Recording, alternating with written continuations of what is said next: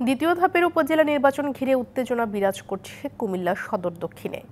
বহিরাগতদের আনাগোনা আর সংসদ সদস্যদের প্রভাব বিস্তারের বিষয়ে পাল্টাপাল্টি অভিযোগের মধ্যে চলছে চেয়ারম্যান প্রার্থীদের প্রচার।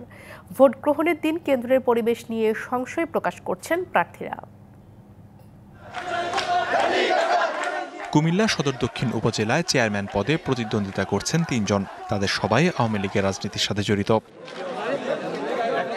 এর মধ্যে কাপ্পিরিচ প্রতীকে লড়ছেন বর্তমান চেয়ারম্যান গোলাম সরোয়ার। তিনি সাবেক অর্থমন্ত্রী ও স্থানীয় এমপি আহম মোস্তফা কামালের ছোট ভাই এবং উপজেলা আওয়ামী লীগের সভাপতি।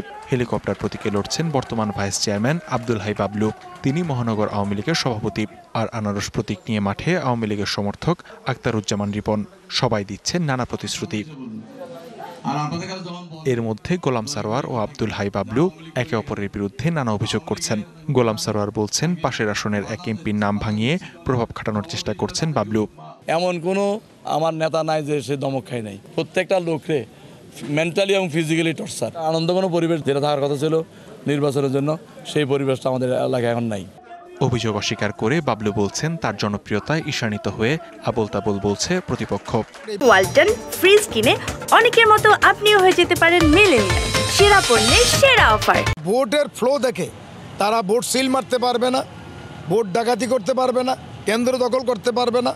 এই জ্বালায় তারা এখন পাগলের মতো আবোল তাবোল বকছে। এদিকে নির্বাচনের সুষ্ঠু পরিবেশ নিয়ে চিন্তিত আরেক চেয়ারম্যান প্রার্থী রিপন।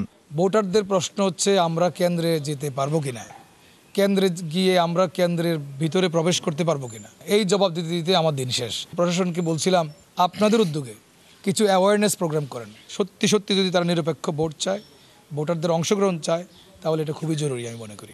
নির্বাচনী পরিবেশ এখনো শান্ত রয়েছে, এমনটি বলছেন রিটার্নিং কর্মকর্তা। আচরণবিধির নির্বাহী ম্যাজিস্ট্রেট তিনি তার সম্মুখে যদি ঘটনা সংঘটিত হয় তাহলে সে অনুযায়ী সে প্রয়োজনীয় আইনগত ব্যবস্থা গ্রহণ করবেন। এখনো পর্যন্ত খুব সুন্দর এবং সুষ্ঠু পরিবেশ বিরাজ করছে। 7টি ইউনিয়ন নিয়ে গঠিত উপজেলার 55টি কেন্দ্রে ভোট হবে 21শে মে। DBC news desk.